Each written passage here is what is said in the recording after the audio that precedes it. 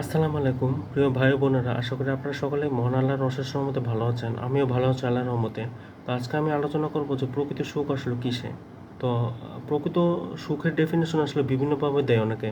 তবে আমি যেটা মনে করি যে প্রকৃত সুখ আসলে রবের সন্তুষ্টি, মানে আল্লাহ তাআলার সন্তুষ্টি এবং যা আছে তা নিয়ে শুকরিয়া আদায় করা। কারণ রাসূল সাল্লাল্লাহু আলাইহি ওয়াসাল্লাম বলেছেন যে তুমি যদি প্রকৃত অর্থে সুখী হতে চাও, তাহলে যে তোমার চেয়ে নিচে, অর্থাৎ যে তোমার চেয়ে নিচে আছে তার দিকে তুমি দেখো, উপরের দিকে দেখো না। অর্থাৎ আমরা অনেকেই মনে করি যে কারো বাড়ি আছে, গাড়ি আছে, ব্যাংক ব্যালেন্স আছে, সেই প্রকৃত সুখী। আসলে তা না। কারণ কারণ প্রকৃত সুখের আসলে কোনো নিজস্ব কোনো ঠিকানা নেই। কারণ প্রকৃত সুখ আসলে রাসূলের হাদিস অনুযায়ী, রাসূলুল্লাহ সাল্লাল্লাহু আলাইহি ওয়াসাল্লামের হাদিস অনুযায়ী যে তোমার চেয়ে নিচে আছে, অর্থাৎ যার যে তোমার চেয়ে, যেমন আমি হয়তো তিনতলা বিল্ডিংয়ে থাকি, কেউ হয়তো, কারো হয়তো কিছুই নেই।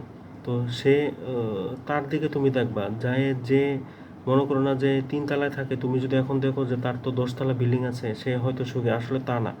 আসলে কেউ তো কারো মনের খবর জানি না। কিন্তু আমি যতটুকু মনে করি যে প্রকৃত সুখ আসলে আল্লাহ তাআলার সন্তুষ্টিতে, আল্লাহ তাআলার ইবাদতে এবং মানুষকে মানুষকে মানুষের সাথে আসলে ভালো ব্যাপার মধ্যে।